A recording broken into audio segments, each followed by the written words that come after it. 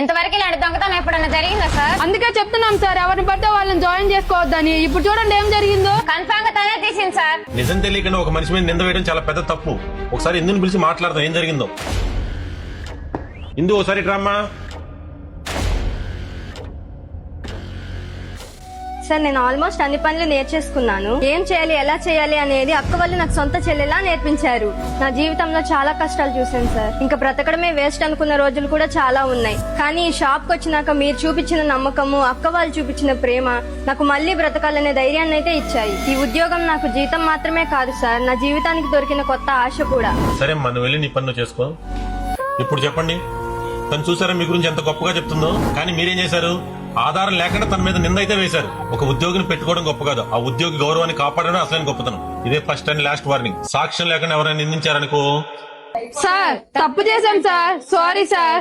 ఇందు ఈ దొంగతనం చేయలేదు, మేమే కావాలని నింద వేశాం. రేపు ఇదే పరిస్థితి మీ ఇంట్లో వాళ్ళకి వస్తే